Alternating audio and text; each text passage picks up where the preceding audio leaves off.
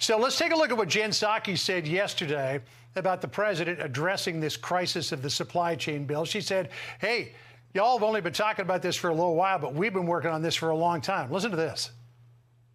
He's been working on these issues for months. I mean, I know it's been up in front in the news in the last few weeks, but these are issues the president's been focused on since he took office. So that begs the question then, Bill, if he's been working so diligently on this, why are things getting worse and not better? It's a fair question. We'll see how she addresses it at the briefing coming up a bit later this hour, John. I think a couple things are at play here. One is the consumer, what Madison was reporting on. It's obvious when you're paying more for food and gasoline.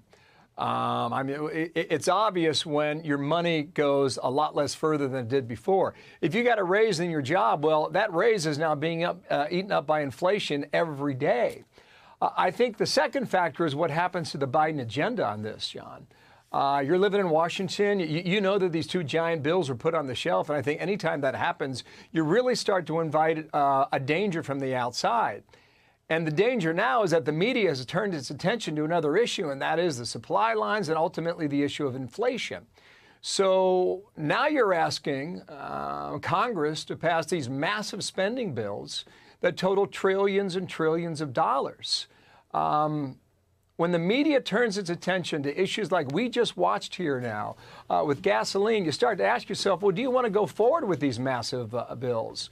And already Nancy Pelosi is talking about paring these bills down. We'll see whether or not they pass in the end or what kind of size they are. But Build Back Better, John, is already becoming Build Back Smaller in the end.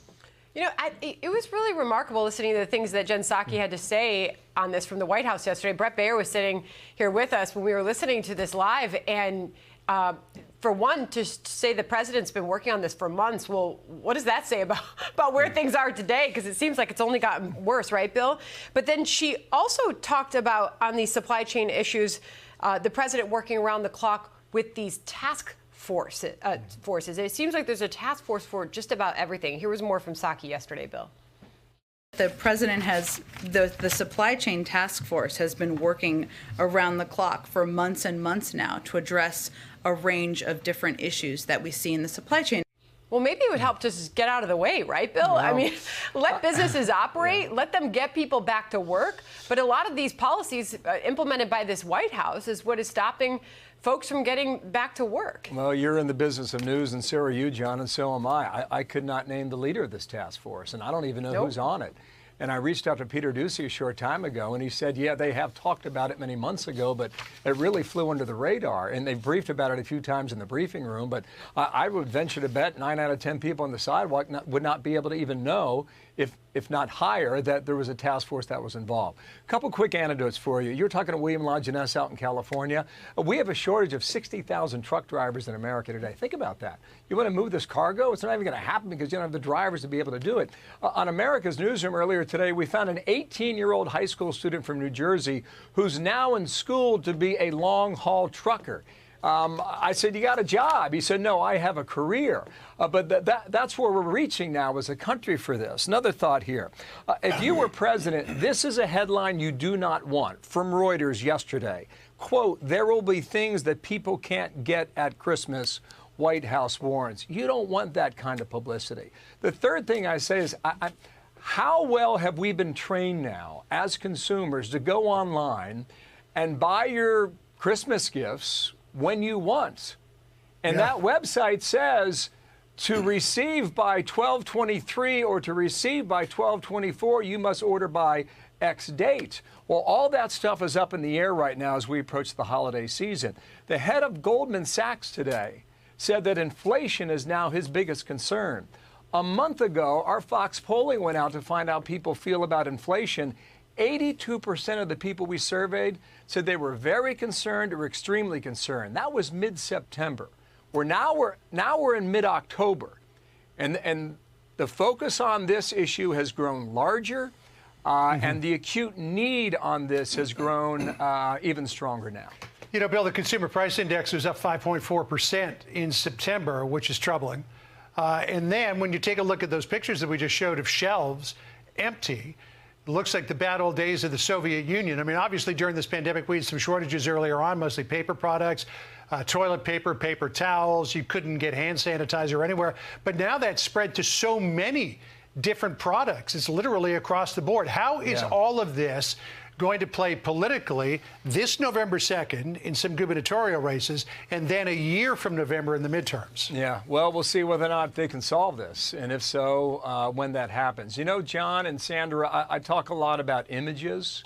I think a lot about images over the past couple of months, and I think about the C-17 cargo plane rolling down the runway in Kabul, and I think about the cargo ships off the coast of Los Angeles, stacked one after the other. It's never happened that way before, and now the image you have on screen is of empty shelves. The White House did not want it to go this way. I believe what they would argue is that several months ago they could stop this, but indeed we have seen quite clearly now that they have been unable to do that. And the images stick in the minds of Americans and clearly in the minds of voters. You've taken a big picture, Bill. We've seen the drop in the president's approval ratings, and specifically with the economy, it continues to go down. It's at a record low for his presidency. Fast forward, midterm elections, what is the impact? Well, you know, a lot of attention has been given to that Quinnipiac poll from about a week ago, and I think the most important and relevant information in that poll is among independent voters. Yep. And just historically, in 2010, when the Republicans swept the House, and by the way, no one predicted they'd win 63 House seats. They won independents that year by 19 points. That's who decides these elections. In 2018, Joe Biden won the same group of voters by about 10 points. In 2020, it was about 11 points, so about the same number there. Independents, as they look at this administration right now, on so many critical categories, have ranked them greater than 60% on the disapproval level. And what you're showing now does not hurt those numbers going the other direction. If I were in the West Wing, I would be very concerned about how these people today are feeling about how this administration is governing the country. Well, if they can't fix it, they can always start to play the blame game, though difficult to know who you're going to blame for this one. Bill, great to see you. We'll see you back again tomorrow morning, 9 o'clock. Thank you, John. Thank you, Sandra. Bill, good to be with you. Thank you.